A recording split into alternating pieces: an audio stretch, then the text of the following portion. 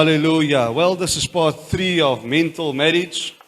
And I'm just going to do a quick recap just to bring everybody up to speed. But this is part 3 of mental marriage. And we want to make sure that you are on par with where we are at. Amen. So when we started speaking on mental marriage, we said that we're going to deal with this in this way because we understand that thoughts translates into action and action has results. Okay? So most of what we're trying to help you with is to keep your thought life clear, keep it clean, so that you have the proper results going forward. Amen? We spoke about Abraham and Sarah, and we dealt with feelings of being inadequate. Also, we dealt with those moments when you project a loss of hope, when you feel that you are living unfulfilled, and that you have a lack of faith in the promises of God. We also spoke about what we do, whether intentional or not, but what we do in terms of diverting the attention away from us because of our own inadequacies, our own shortcomings, our own failures. We divert the attention away from us. And when we do that, we are putting ourselves in a place of risk because the attention that's supposed to be on you is now not on you. And the question is, where is the attention then going? You see? So you put yourself in a place of risk when you push your spouse away and you allow them to place their attention somewhere else instead of on you. We said when there is diverted attention, the signs that you have in the marriage or in relationship because of a diverted attention is that there would be a lack of intimacy, there will be a lack of financial investment, there will be a lack of physical involvement within the marriage. Then we went over and we spoke about Jacob, Leah, and Rachel. And we said when you get married, life doesn't always give you what you bargained for. So you think you're getting what you want, but then it turns out it just doesn't work out the way you planned in your head. And then you have to deal with where you are at. Okay? We said that it affects you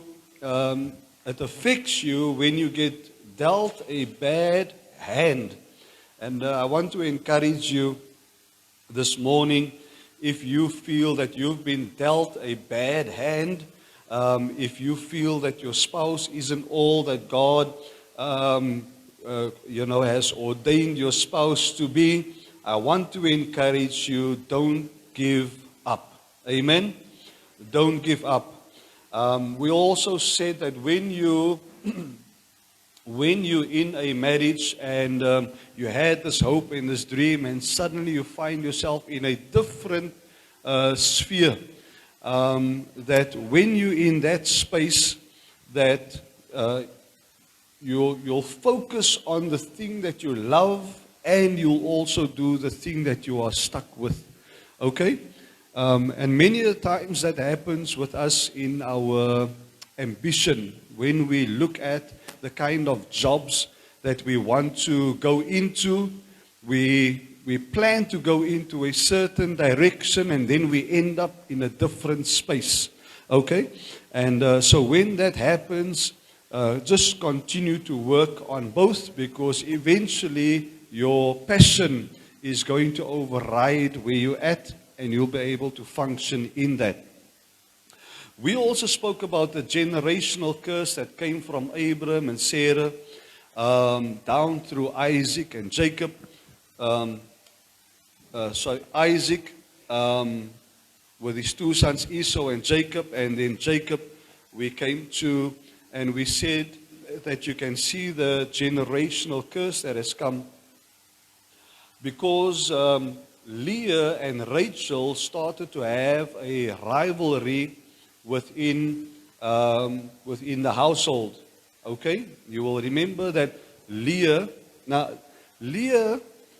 was not the one that Jacob wanted to marry, but so they made him drunk and gave him Leah on the night of his marriage instead of Rachel. Okay? And I think Leah had a hand in that. Sy het miskien na pa gesê, Daddy, but ek is aan die oudste, ek moet mos eerste trou. Nou Daddy doen iets. You understand? So maybe she had a hand in this. But Daddy ek like Sanook vir hom. You know what I'm saying? Anyway, so Jacob ended up with two sisters, Leah and Rachel. And then the two started to have competition between each other. You see, Jacob's attention was now split between the two, and so the competition started there. We also spoke about how you must live up to expectations to keep your spouse interested. And Leah had to live up to the expectations to keep Jacob interested, because Jacob wasn't really interested in her, he was interested in Rachel. But what happened here is Leah also desired the affection, you see? And then she thought that if she has more children, he will love her more. And I want to encourage the young ladies here. I want all the young ladies to listen to me very carefully here. Sex is not the thing that is supposed to keep men interested in you. Are you hearing me? Neither is giving them babies, children, going to keep them and make sure they stay interested in you. So you can have baby upon baby upon baby. It doesn't mean that he's going to love you in the way that you want to be loved. So don't open your legs. Keep it closed. Wait until someone satisfies the requirements that you have for your life and says, I do, before you engage in sexual activity. Can I get a loud amen? Amen. Hallelujah.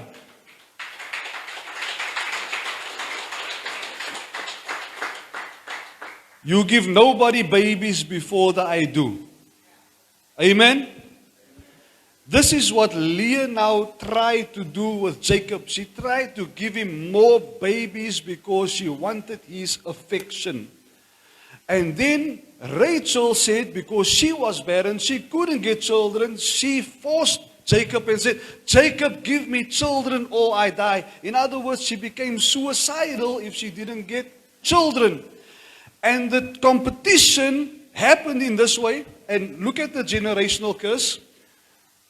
Sarah gave Abraham Hagar to sleep with. Leah gave Jacob her servant to sleep with to get more babies so that Jacob can love her. You understand? Then Rachel gave Jacob her servant so Jacob can sleep with her servant so that she can have children from her servant. Eventually, she conceived and gave birth to Joseph, and then later on to Benjamin, if I'm correct. Okay? But the competition then was there, and look at what happened, you know. So Jacob now had Leah and Leah's servant, and Rachel and her servant. And then I showed you, David, and how this thing went down the line into David. That Jesse, David's father, was in a polygamous marriage. In other words, had many wives. David himself had many wives. He had enough wives, en toe wil hy nog altyd vir Bathsheba, ja, saambad. Okay? And so we spoke about David. And we really want to encourage the woman, don't allow your man to get complacent. Don't allow your husband to get bored. Don't allow him to get disconnected. The mistake David made was he didn't stay focused on his purpose. He did not stay focused on his assignment. He did not stay focused on what it is that he wanted to achieve in life. And when he did that, he stayed at home. He drew himself into a place of isolation. It's one of the worst places a man can go into. When you separate yourself, when you go into seclusion, that's the time when temptation is high. Because you're alone, the devil has got you alone. He can pound your mind with thoughts, with intents, and then you find yourself in a place like David did, looking at a lady taking a bath, and then couldn't help himself, and had intercourse outside of marriage, which led to murder at the end of the day. You understand? And this happens when you disengage yourself from your purpose. Your heart becomes vulnerable to temptation. So stay the course, men. Don't lose sight of the call and the gift that God has given you.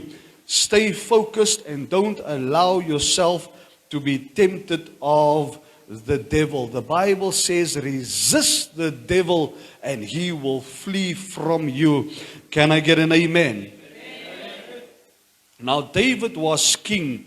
And because he was king, he most likely felt that he was entitled to do whatever he wanted to do. And I want to speak to the men here again today. And I want to say to you, even though you are the man in the house, it does not give you the right to just do what you want to do.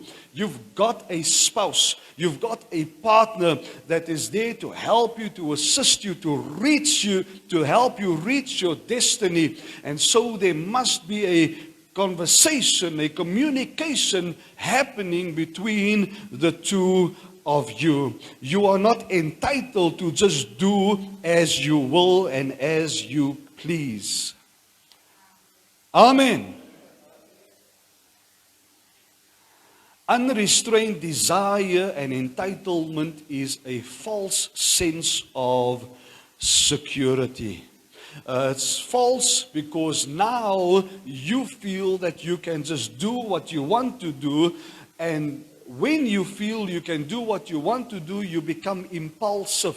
In other words, you don't think about what you're about to do. You don't pray about what you're about to do. You just do what you want to do. You become impulsive. And then you seek for emotional fulfillment. You see, when you have a false sense of security because of money and because of status, you become impulsive and you lack discernment. You will never be able to see, is this thing that I'm about to do right or wrong? You just willy-nilly do it because you feel that you've got the money, you've got the status, you can do what you want to do.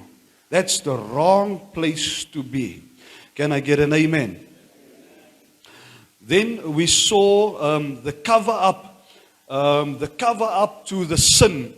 Whenever you do something wrong, and this is for male and female here today, whenever you do something wrong and you don't want your spouse to find out, you try to cover it up.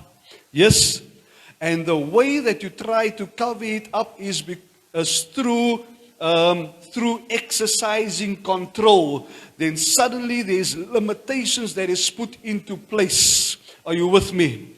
And when you exercise control, it simply is speaking about your fear of exposure. It's speaking about the shame that you feel on the inside, and it's speaking about the image that you want to protect. It's a spirit of pride. You need to come into humility, acknowledge what you have done, be transparent so that God can heal you. Can I get an amen? Hallelujah. You see, it's in that moment when you become anxious, anxiety takes over, and you begin to suppress your emotions because you want to avoid vulnerability. When you suppress your emotions, it feels to your spouse that your spouse is not able to connect to you because you are closed up, because you are hiding something. Hallelujah. Am I talking the truth here? Iemand sê 'n bietjie, Here help my. When hidden mistakes are confessed, when hidden mistakes are unconfessed. In other words, if you're hiding your mistakes, your marriage, your intimacy within the marriage becomes an illusion. In other words, you're only playing nice with your husband, or you're playing nice with your wife, but you don't really mean it because you have now disconnected yourself from your wife, or you have disconnected yourself from your husband. Then there is the brokenness of the confrontation. You see, in the case of David, he emotionally broke down when he was confronted with the truth. This is one good thing we can take from David here today, that when you are confronted with the truth, you have to acknowledge, yes, I have sinned, and then come before God and cry out for mercy. Somebody say amen. The reason men cheat is because they are in a space where the let me just see.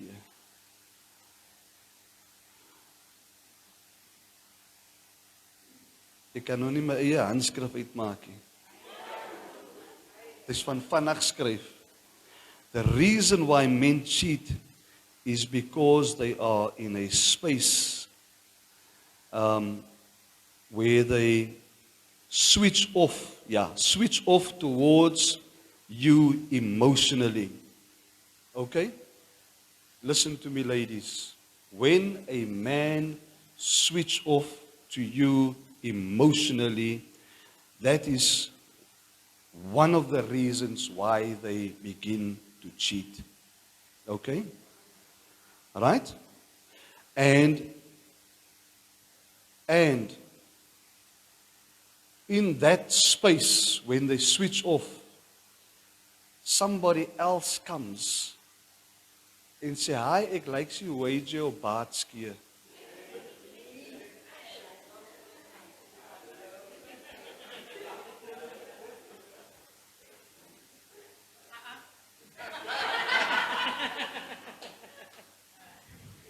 Ek moet net just nie vergeet. Ek like jou groen oë nogal. You see? So, nou Glenn? Hy so Cyril jou gevang het, nou?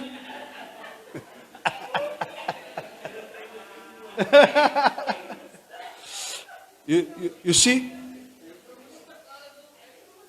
When your spouse is disconnected from you, okay? Somebody else comes and just says something. And then in that moment, in hearing the nice thing from somebody else, it's almost like they have a relief that somebody is taking note of me. That's why I say don't allow your spouse to get disconnected. Don't allow them to get distracted. Make sure you look your husband or your wife in the eye every day of your life and you tell them, listen here, ek is lief vir jou. Kom 'n bietjie hier met hy lekker lippe. You know what I'm saying? Ek voel ek wil my hande weer so 'n bietjie deur jou hare laat gaan. You understand? Don't allow your spouse to get disconnected from you because somebody else is going to say something that is going to be a relief to them because they're hearing something nice after a very long time. Amen? Hallelujah. So, now I need to get on. That's a recap, no? Let me start with, I want to finish two couples quickly today so that next week I can finish off the series with how to deal with all of those things. Okay, so the two couples, the first couple is Hosea and Gomer. Okay, so you can go to the book of Hosea. You can open it at chapter 3 so long, and just leave it there. But let's look at Hosea, and let me tell you the story of Hosea.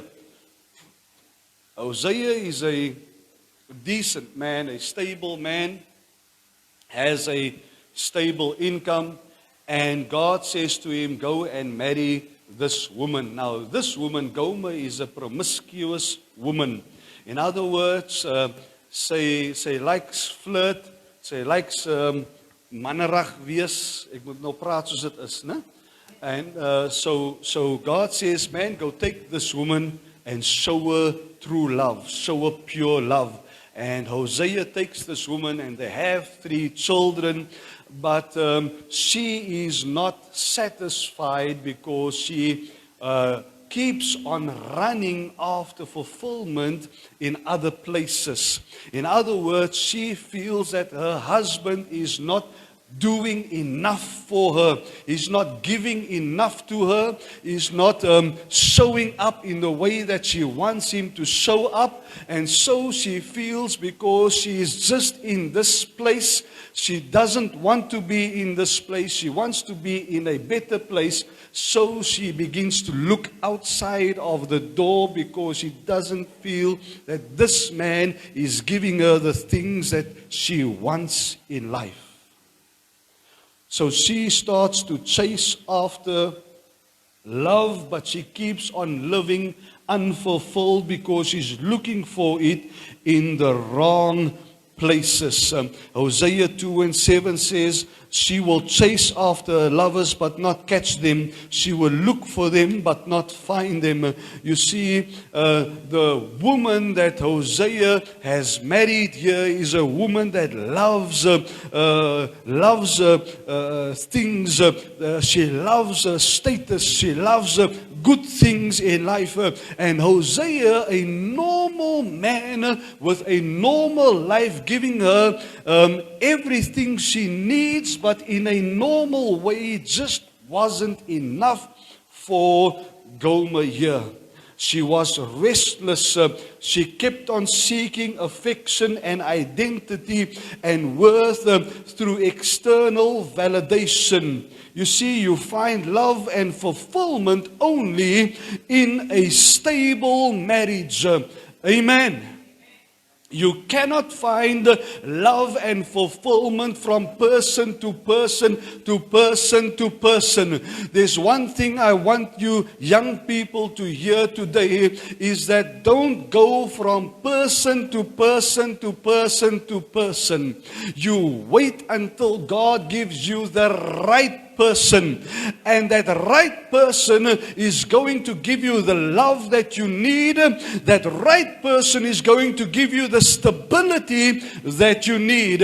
He may not have a lot of money, he may not have a flashy kind of a lifestyle, but what he has is enough to give you a stable home, a stable life, and a stable family.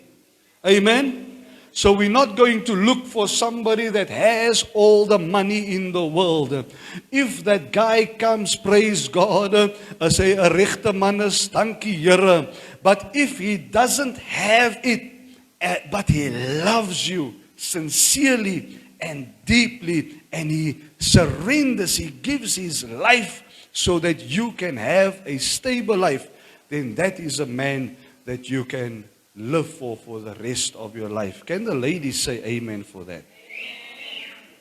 So Gomer suffered from chronic dissatisfaction. She was not satisfied with the condition of her life with Hosea because she had this issue that she had in her flesh. And the Bible calls it the lust of the flesh. You keep on craving for more and more and better and better and better. It becomes an addictive pattern because you find that this thing or this relationship or this extramarital affair doesn't satisfy you. So you go from craving, and the craving then becomes a pattern, and that pattern shows that Gomer here is emotionally unstable, and irresponsible with her life. And the reason why I think that she had this challenge was because she was a promiscuous woman before she got married. In other words, if you're going to go from boyfriend to boyfriend to boyfriend before you get married, you are damaging your mindset for your marriage.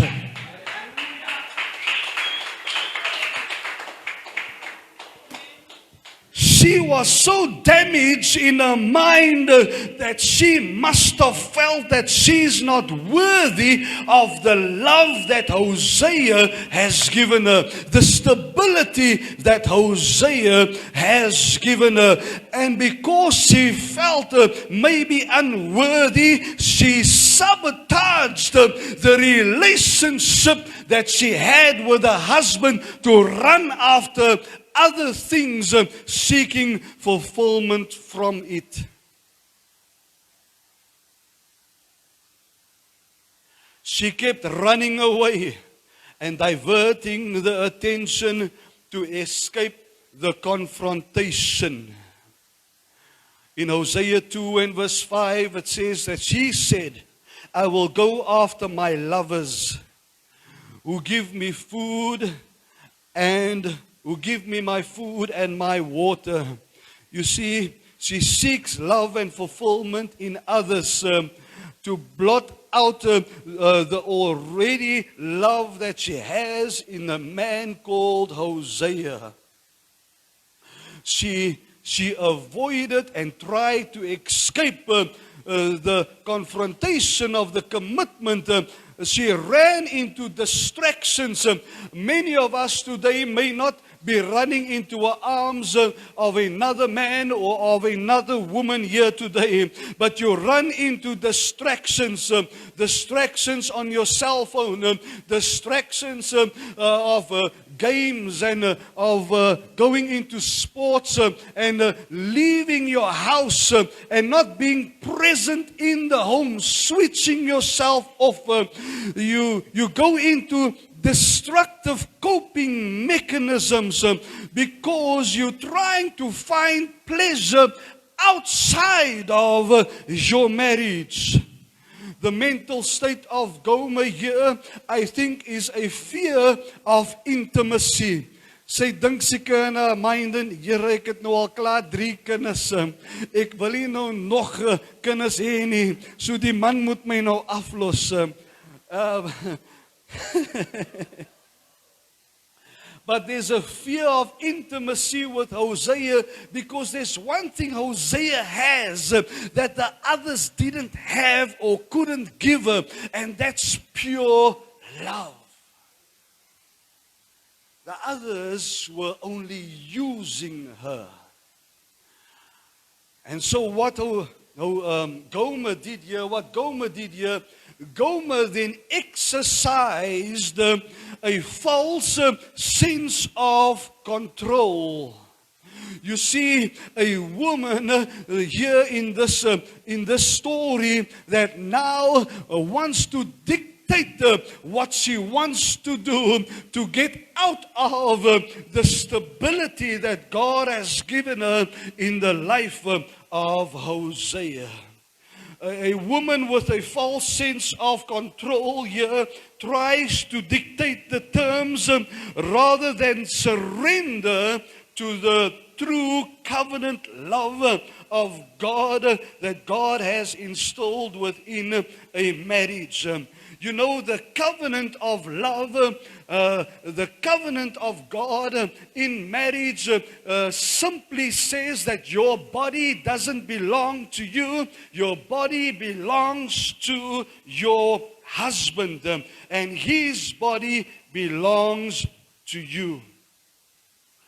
But here in the story of Hosea and Gomer, we see that Gomer rather went after somebody else instead of surrendering herself to her own husband.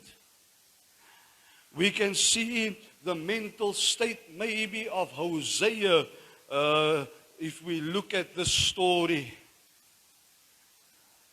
Hosea may have suffered. Luister man, die Here het gesê trou die vrou. You understand? So Hosea may have been suffering from heartache because of what Gomer has done to him. But Hosea remained, and the man needs to pick this one up, he remained obedient to what God has spoken. He experienced pain, he experienced betrayal, and he experienced rejection from the one he's meant to love for his whole life long. He remained persistent within his love towards her. Even though she did not want to be with him, he remained persistent and he loved her regardless of the fact that she keeps on wanting to run away from him. He remained resilient. Hallelujah.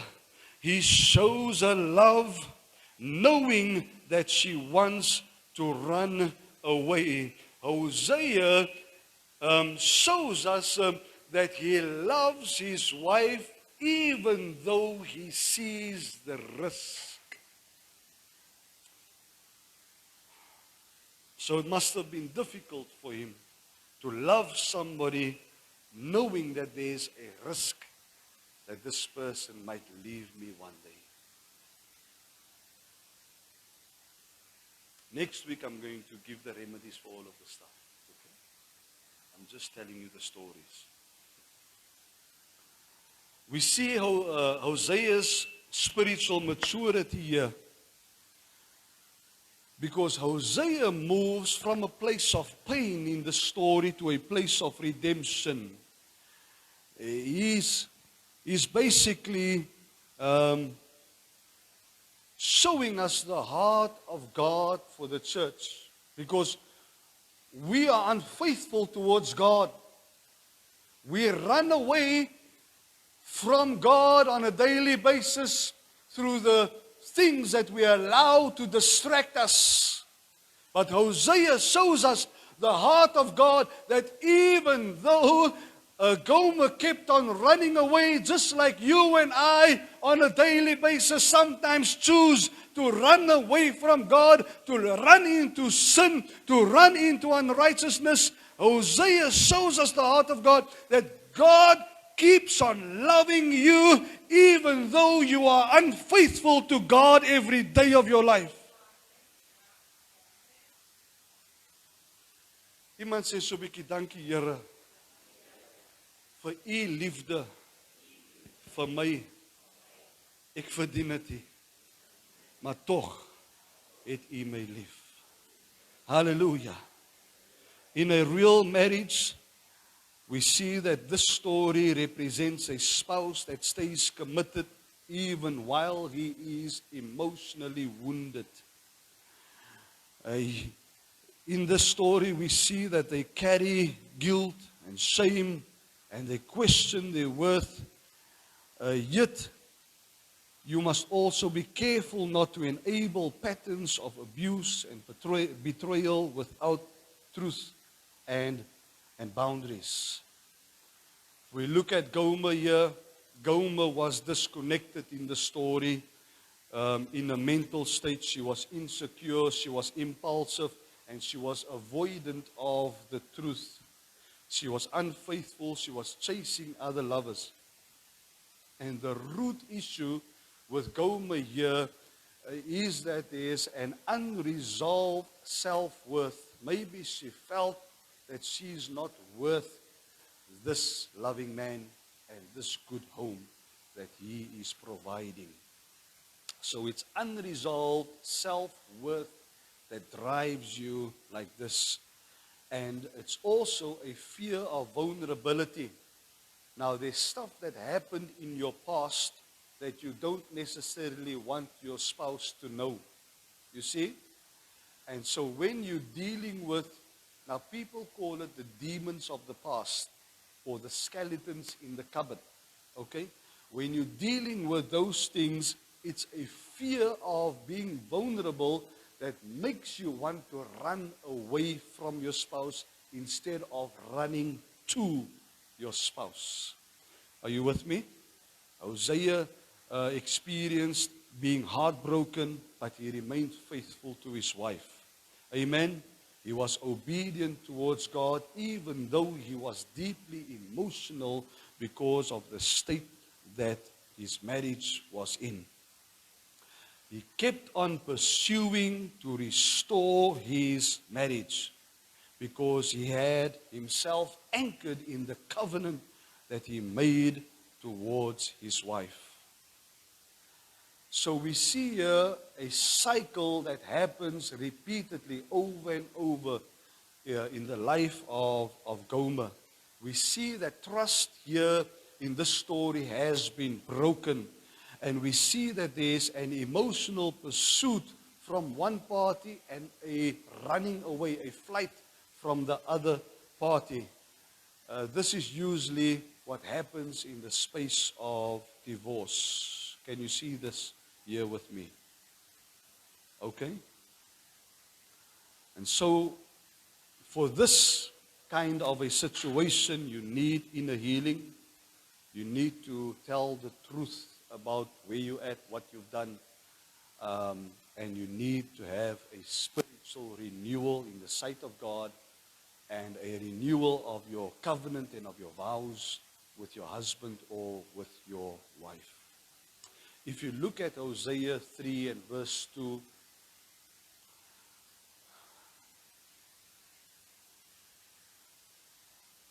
Hosea 3 and verse 2, remember she ran away from him. She was with somebody else. Hosea went and he paid, the Bible says. Let me read it. He says, so I bought her for 15 shekels of silver. He went and he redeemed his wife back from that lover that she was with. He went and he bought her back. And he brought her back into stability. Now, 15 shekels of silver today is plus minus 40,000 rand. So hy het gegaan met 40,000 rand na 'n ander man toe. Hy sê, hier is 40,000 rand, gee net my vrou terug. And this is a picture of how God has brought you back from a life of sin and destruction. He sent his only begotten Son, who paid the price to redeem you back. Amen. To buy you back. Amen. Second couple I want to do quickly is Job and his wife. Okay, so the book of Job. Now we know what happened to Job. The story opens up where Satan comes before God. Okay, the devil comes before God and he says, and God says, have you seen my servant Job? And the devil says, yeah, but you're the one that's protecting him and keeping him so that nothing wrong happens to him. But I guarantee you, if something wrong happens to him, he's going to He's going to curse you, he's going to turn his back on you, and then God said, okay, try your luck. No, I'm just paraphrasing the story. And so the devil goes and kills Job's children. Almal dood, net so. Poef, weg. And Job doesn't turn his back on God. Then Job loses everything. Everything. Everything. His house, his alles, his wealth, everything gone. And Job doesn't turn his back on God. And then Job gets smitten with sickness and disease. But Job doesn't turn his back on God. But his wife, Here help. Hoekom is dit altyd die vrou hier in die stories? Ek meen niks aan by nie, né? Ek sê maar net. Ek meen Adam and Eve. You know what I'm saying? Abraham en Sarah, Leah en Rachel en David, daar's nou die man wat die mistake maak, né? Verstaan? En hier is dit nou weer, Hosea en Gomer. You know what I'm saying? En nou kom ons hier by Job en sy vrou en Job draai nie sy rug op God nie, maar sy vrou voel so seer van die situasie wat hulle in is. Okay? And I'm speaking now into your marital state that when you lose things in your marriage, when something happens to you in or during your marriage where you lose your car, you lose your house, you lose things, it affects you. Not just the man, but the woman too. Die man voel het, ek het alles verloor, ek het niks nie. Hoe gaan ek na my vrou kyk? You know what I'm saying? So he's feeling it. Job is feeling it. But his wife comes and his wife looks at him and his wife says to him, why don't you just curse God and die, man? Hey? So this is what his wife, she actually says, do you still hold on to your integrity? You didn't turn your back on God yet? You're still holding on to your integrity? Just curse God and die. Because he's sitting on an ash heap full of boils and sores. Sy kan nie naby hom wees, sy kan nie in love wees met hom nie, om nog babies te maak nie. Hy is siek. You understand? Klaar al die kinders verloor, al die geld, alles weg. Nou nog met 'n siek man ook. Vol hommels en goed. Hy lyk nie lekker meer nie. Hy ruik ook nie meer lekker nie. Hy sit daar op die vullis. So sy sê vir haarself, jy kan ook maar doodgaan, man. Ek het klaar alles verloor. So curse God and die, you know? And that statement that she makes there is not born out of, it's born not out of malice, but from a mental and an emotional collapse under the weight of the trauma that she's been through. So sometimes, men, we need to understand that the woman goes through things. And we don't always need to respond wanneer jou vrou vir jou iets snaaks sê of lelik sê. Of, you know what I'm saying? Don't always respond in that way to her. You know, when you say something out of malice, it's a desire to hurt somebody. So she didn't say the things she said to Job because she wanted to hurt him. Let me just help the men here. Alles wat jou vrou vir jou sê, sy bedoel nie om jou seer te maak nie. Sy het net diep seer binnekant wat maak dat sy goed sê wat sy nie moet sê nie. Okay? Are you with me? Because trauma does that. When you lose things, it does that to you. We see here that Job's wife had an emotional breakdown because of the cumulative loss that they suffered as a couple. You must remember they lost all their children, they lost all their wife, and now Job is physically deteriorating before her eyes.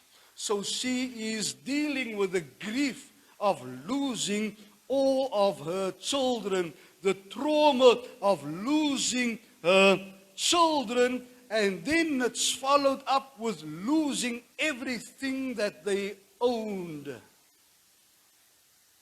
So she became hopeless, filled with despair. She couldn't see the value in continuing in life or in faith any longer. This is why she said, curse God and die, because it's not how she wants him to react, it's how she's feeling on the inside.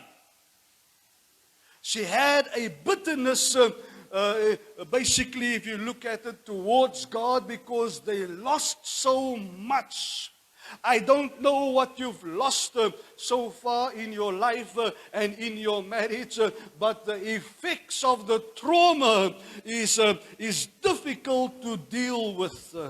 You see, her worldview has collapsed, and she equates her suffering with the divine justice. She blames God for the position that they are in. Are you still with me? How many times when you go through something, then you say, where is the Lord? Why is He not helping me? Here, hoekom laat U dit toe met my? Here, ek is 'n kind van God, maar dit gebeur dan nou met my. Here, hoekom moet ek dan nou deur die ding gaan? You understand? So she equates the suffering that she is facing with justice from God. And so she experiences an emotional disassociation. She suggests or implies that death is the only way to detach myself from this emotional processing. She's basically saying that she's choosing to die rather than go through the suffering that she's facing. Yesterday we heard that there's 40% male suicide. No? Male suicide is at 40% in this country. If you look at the statistics of suicide, men, because of the loss, you lose your job maybe, now there's no income, you can't sustain your family. This emotional trauma of losing that income becomes so heavy, you can't handle it. Your family is on your case. There's a leeg leer, there's a parasiet, en almal die goed sê hulle mos vir jou, né? So all of these things, happens in a modern marriage. When loss isn't processed healthily, one spouse may become the voice of hopelessness, pushing for escape or giving up emotionally, spiritually, and physically. So people give up when they experience an extreme loss or trauma within their life.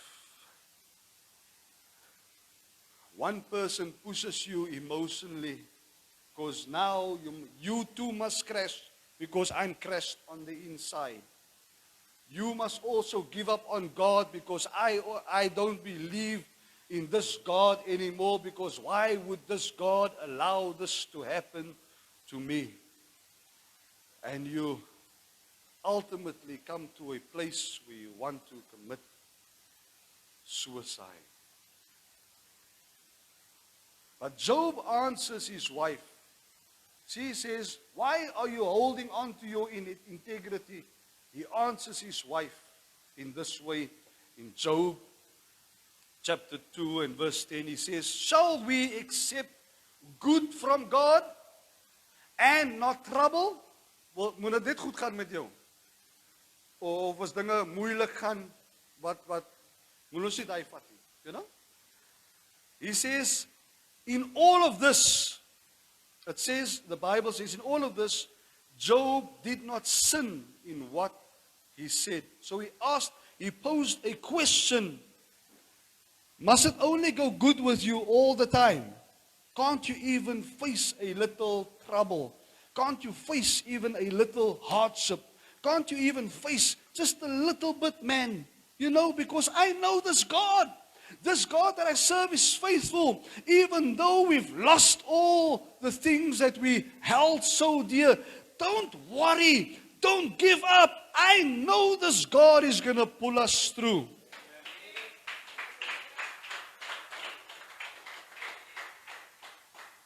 You see, Job also felt the pain of sickness, because every day he made sure he gave God sacrifices for their children, for their protection. Jy bid elke dag vir jou kinders en dan gebeur nog altyd iets wat jy nie wil hê moet gebeur met hulle nie. You know what I'm saying? And so Job also suffered the pain of the loss, but he maintained his faith. Is somebody hearing me here today? Job too was conflicted. He questioned, Here, maar, hoe handle ek nou die? Like, Mima, you know? He questioned, but he didn't accuse God. You see, his wife accused God. Die Here het die laat gebeur. He asked, but he didn't accuse. There's a difference in the way you approach God. Amen? Then he had a strong moral center. He was centered in what he believed. And this is why faith is so important. You have to believe in God. Amen? He retained his identity. Even though he was sitting on an ash heap, he still knew who he was. He didn't let his friends even confuse him. Sometimes when you go through difficulty, dan is daar mos baie mense wat kom, dit. En die ene het hy om te sê, en die ene het hy om te sê, en die ene het hy om te sê. Sy 3 vriende het basically ook vir hom gesê, jong, los die Here man, kyk wat het die ding, Here nou met jou, en kyk waar sit jy nou op 'n ashoop. En he never allowed people from the outside to confuse who he is and what he believed. Hallelujah. Amen.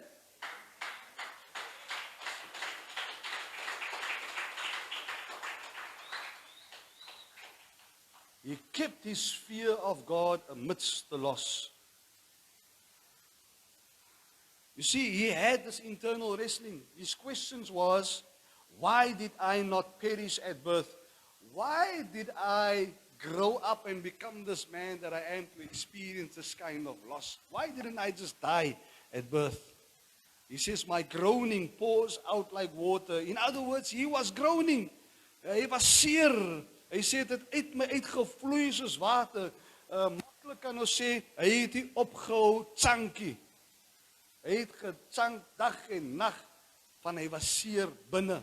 So, just as much as his wife experienced the trauma, Job too experienced the trauma. But he remained faithful. He wasn't emotionless. He had emotions going through his system. He must have experienced a depression. He must have experienced some anxiety too. He must have experienced some extreme sadness in his life. But he didn't let that drive him away from God or away from the values that God has placed on the inside of him. Amen?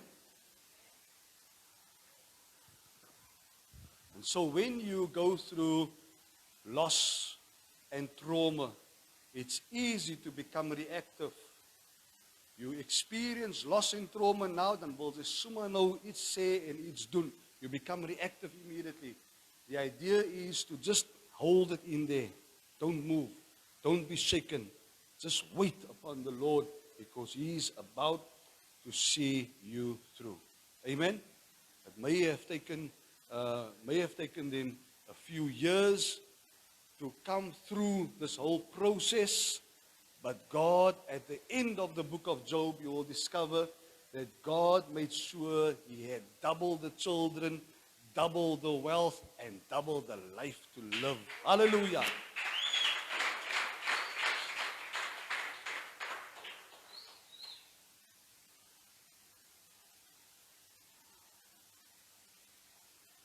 So in loss, one spouse withdraws, one spouse shuts down.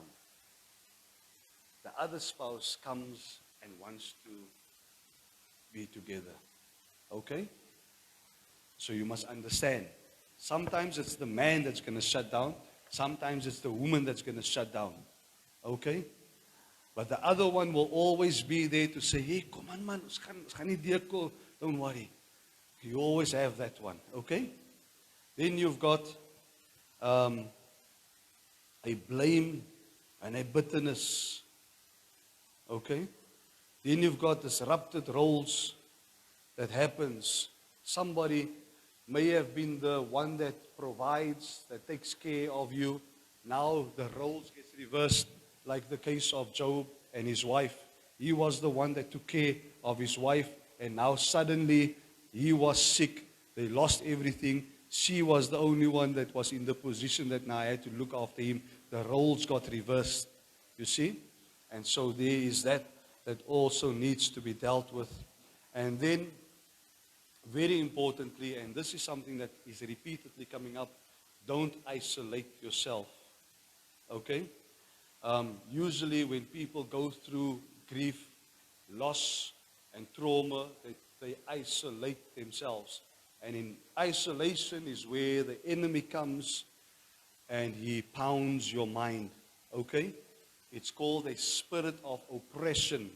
So when the spirit, a demon that oppresses you, okay?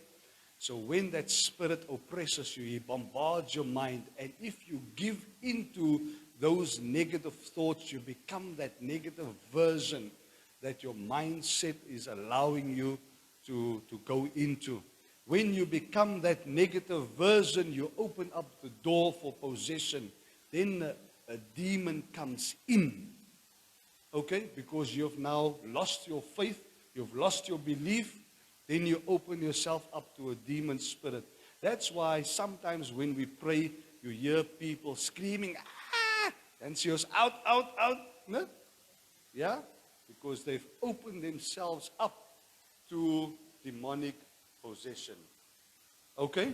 Sometimes people scream because it's a spirit of oppression that is formed a stronghold over you. Okay? So when you're facing all of these things, be mindful of what you allow in your thought life. This is mental marriage. Okay? We're trying to help you to make sure you keep your mind intact within the confines of the marriage. Let me encourage you with this today. Psalm 34 and verse 18 says that the Lord is close to the brokenhearted and saves those who are crushed in spirit. Within the confines of the marriage, I want to encourage you with Galatians chapter 2. It says, bear one another's burdens and so fulfill the law of Christ. Amen? So don't let your spouse go through the thing alone, but decide to come together and bear the burden together so that Christ's law can be fulfilled. Amen? I want to encourage you, if you're struggling with grief, it's time to maybe, you can't get past the grief of loss. It's time to maybe look at grief counseling so that you can be helped to get rid of that hurt, that pain, that bitterness, that depression that you go through. I want to encourage you to build a spiritual direction. Rebuild your faith in God when you go through loss, trauma. Rebuild your faith in God. With you and your spouse, make sure you have a safe communication space. Make sure that you are able to talk to one another without pointing the finger. All right? It's you. It's you. It's you. What am I doing? It's you. It's you. What am I doing? Blaming and I'm pointing one finger at you, but I'm pointing 3 to myself.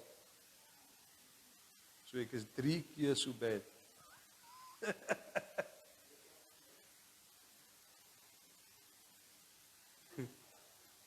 Wat is so maak? Okay. Don't blame each other. Don't judge each other. When you suffer loss, when you suffer trauma, when you go through difficulty, don't blame each other in the marriage. Because you are in covenant. My strength is your strength. Your strength is my strength. We're together. So, we're going to deal with this thing together. It's not your fault. You must get us out. It's we are in the situation. We better work together so that we can get out of this thing. Okay? Can I get an amen? Then I want to encourage you, make sure that you pray together. Amen? Ek slaan my hand op my eie bors. As baie keer dan sê hy vir my, come, we didn't pray yet. Ons het laas gebid. We get busy, you know? And then she reminds me, come, we didn't pray. Ons moet weer begin bid. Ek sien ons weer geslek nou. Let's pray. And yeah, we can blame the busyness, but it doesn't take away the responsibility of praying together as a couple. Because that's where your focus, your strength, your help, your sustenance comes from. Can I get an amen? Right, so I'm going to ask a few questions and let's just get some feedback from people here. How do you and your spouse process pain differently? So if you're here with your husband or your wife, or if you can speak on behalf of your husband or your wife, how do you and your spouse process the pain differently? Who would like to answer? Here's a mic. Where's the mic? Who would like to answer? How do you process your pain differently? Pastor, ek gaan so deur my pyn en my vrou gaan so deur haar pyn. So let's just get some. Who's willing to speak? Who's willing to speak?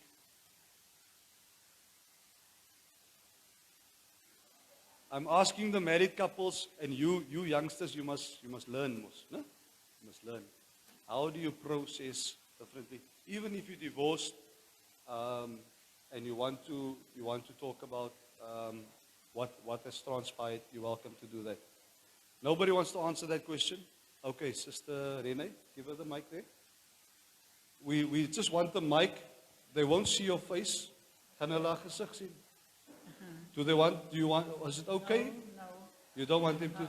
So they will just hear your voice. Okay. Hello, the way me and my husband process pain, he won't speak, I won't speak. Ons is net stil. Ons is net doodstil. Ons praat hier daaroor nie. Things that he might go through, he don't talk to me. He's net stil. Hy gaan lê, hy eet sommer nie. Ons lê met ons rugte teen mekaar. Daar's niks communication nie. Sometimes we don't speak for days. So, byvoorbeeld, hy sal met my praat, dan maak ek soos ek hoor, en ek gee hom my antwoord. And that's wrong. What you're going through, you have to communicate with your spouse, jou vrou, jou man, julle moet praat daaroor, maar ons praat nie daaroor nie. En nie net ek en my man nie, I'm sure there's millions, hundreds of people. Sometimes we just ignore each other. Hy gaan deur goed, ek gaan deur goed. Ons ignore net mekaar. in actual fact, ons maak mekaar seer. Ons maak Ja. mekaar seer, ons ignore mekaar, ons That's praat right. nie met mekaar And nie. it's not something that you want.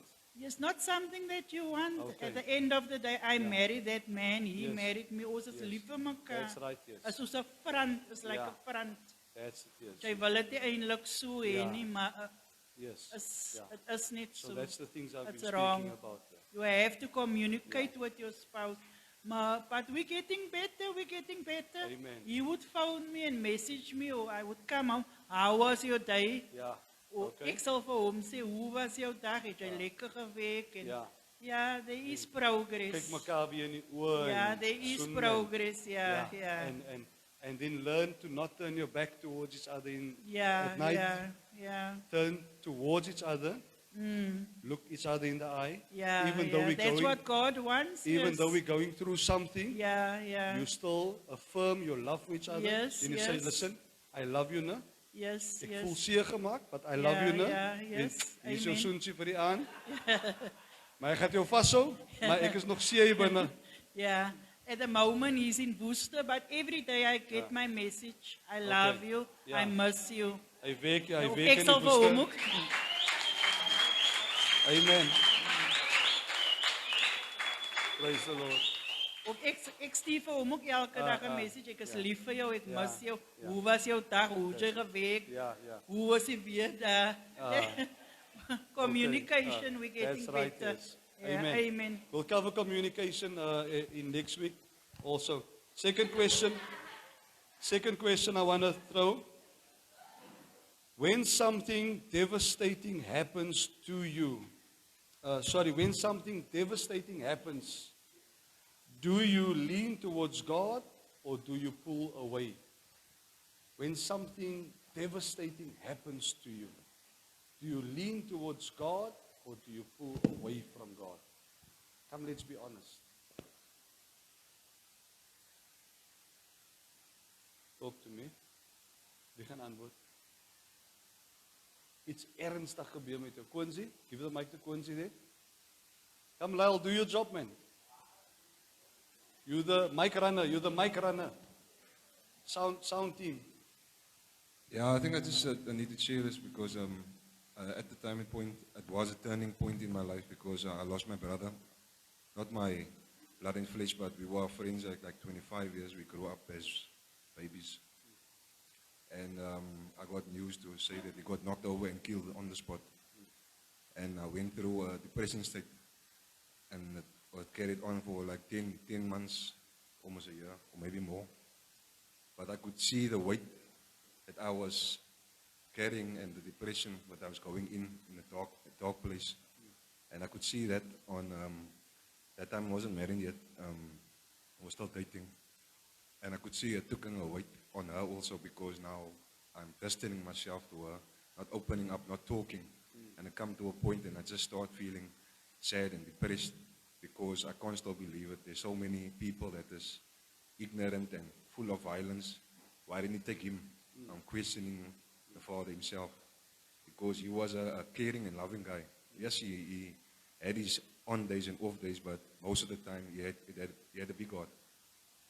And I didn't feel it at the time, but there was a time that I went so deep into that depression, I told myself, how would I ever get out there? And just that one night, I was staying alone at home that time. And I felt so hopeless and there's no more strength to go on. And just that feeling came over me and I shouted in the house. I was alone. There was no electric that night also, so I was going through a whole struggle and challenge at the same time. And I just shouted loud in the house, say, I delight myself in my Father's name. And since that time, I feel that strength to overcome what I've been given as a challenge of what situation I'm in. And there was light, and I feel a whole lot lighter. Going on every day and telling of, even sharing my situation to someone else. Maybe they won't understand it, but me sharing what I've been through and what helped me get through it, and that actually gives me encouragement. Going through some space and also encourage someone else, and that day by day it gives me strength to even push through. You shouted? I delight myself in my Father's name. I delight myself in my Father's name. And just that, I was crying Yeah. uncontrollably, and I just shouted there, and I was alone in the house, and it was dark, Yeah. and I could feel that depression, that darkness of the heaviness. Yeah. I just felt light after me using that. Yeah. So you Verse. made your commitment to God. Yes, You still surrendered to God Yes. in that moment that of heaviness. pain, Yes, and then that oppression Yeah. left.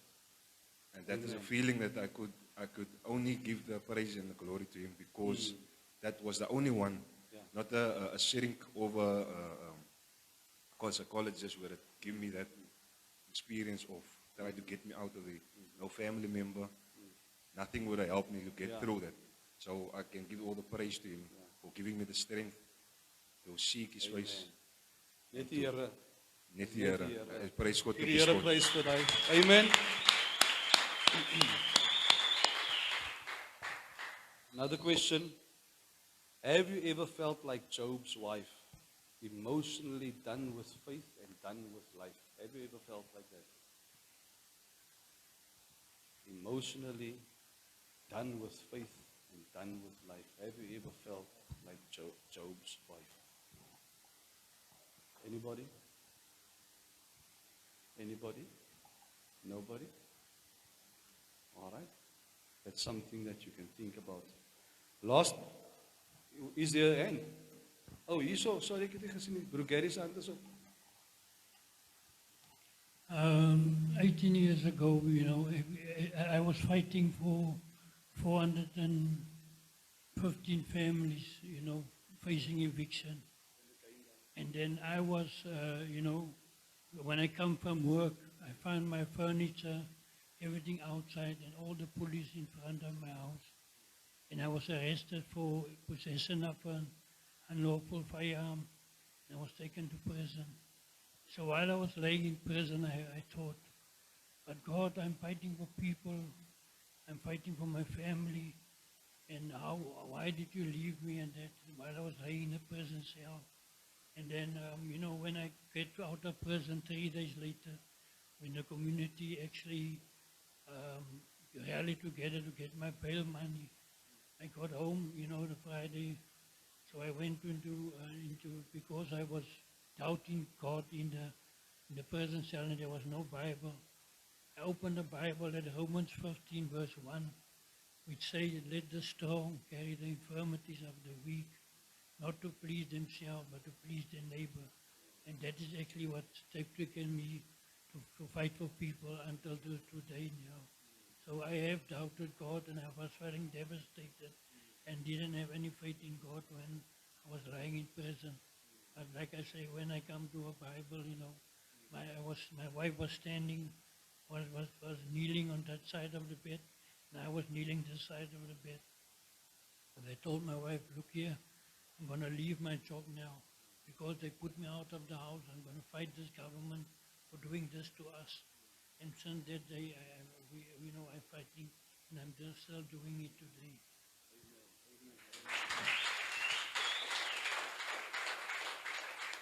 Amen. Broer Gary help baie mense om hulle huise te bly hou. Wanneer die government vir hulle wil uitsit. So he's really a great community help. God can take you through trauma and bring you out and give your life meaning. Hey, Broer Gary? Last question. How can we allow each other space to grieve without separating emotionally? How can we allow each other to grieve without separating emotionally? How can we do that?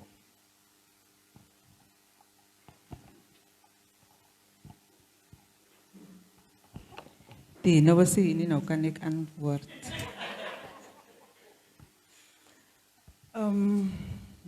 So stok weet ek het die baie gegaan. Ek is hier baie in grief is een van het. En wat ek my broer verloor vir Fabian, Dok was daar. Dat ek vir Willie verloor. Dok was daar. Dat ek my ma verloor. Dok was daar. All the way. Dok was saam met my, saam met my en my familie gewees. En deur die grief wat ek gegaan het ek en Dino nie gesepareerd van mekaar af nie, maar ons het mekaar gevind en gehelp in die grieving proses. En jy kry 'n spouse of baie mense, hulle kat hulle self af van mekaar af. En ek dink die grief het vir ons closer, even met sy ma. Ook sy ma is op Kersfeesdag dood, die 25ste, 4 jaar gelede. En hy het vir ons by mekaar gebring. En die een ding wat ons doen, altyd, is saambid. En as die nou lê in die kooi in die aande, en hy slaap, ek bid vir hom. Ek vat my hand en dan lê ek het op hom. En dit is iets wat ek altyd vir die ladies ook sê, en die ladies, hier sit hulle, bid en bid vir julle kinders. Ek sê altyd vir Suster Hilda ook, bid vir jou man, bid vir jou kinders, as jou kinders so in die huis is, of as hulle nie daar is, bid vir hulle. En in 2007, toe moes ons ons huis verloor het, op ons anniversary. En ons het deur 'n proses ook gegaan, maar kom ek sê vir julle, daar's niemand soos die Here nie, niemand nie. En die dag toe ons 80.000 rand gehad het, ons het niks gegee nie, hoor. Ons het niks betaal nie, ons sit vandag nog in Jesus se huis. Amen. Amen. Amen, amen. So I'm going to close it off there. God bless you for today.